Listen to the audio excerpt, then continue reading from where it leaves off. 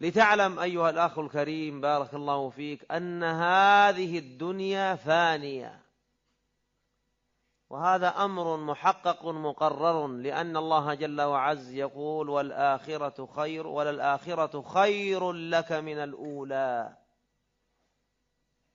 والآخرة خير وأبقى،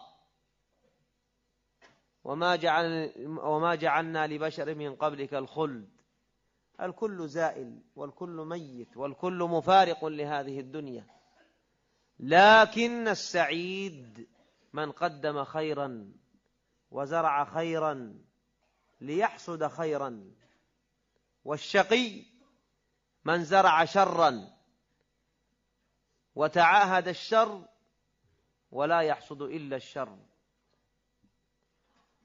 التنافس في الدنيا مذموم، والله جل في علاه قد ذم من يتنافس فيها، وإنما حث سبحانه وتعالى على التنافس في ماذا؟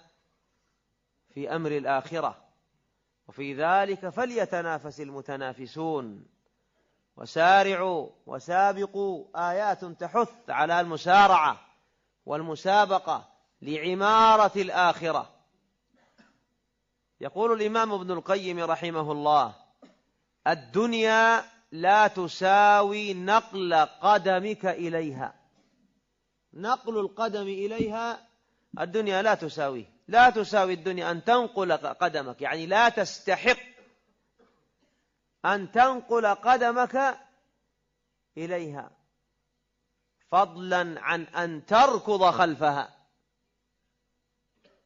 إذا كان نقل القدم نعم لا تساويه ولا تستحقه الدنيا، كيف بالذي يلهث وراءها؟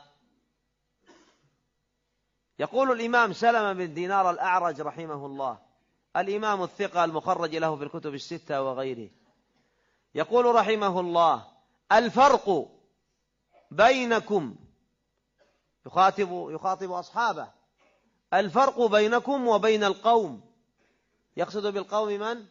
سلف الأمة الصالح من الصحابة والتابعين وأئمة الهدى. الفرق بينكم وبين القوم أن الدنيا ركضت خلفهم، الدنيا تجري وراءهم، تريد أن تغريهم، الدنيا ركضت خلفهم فهربوا منها، وأما أنتم فهربت منكم وركضتم خلفها، هربت هي منكم وركضتم ماذا؟ خلفها.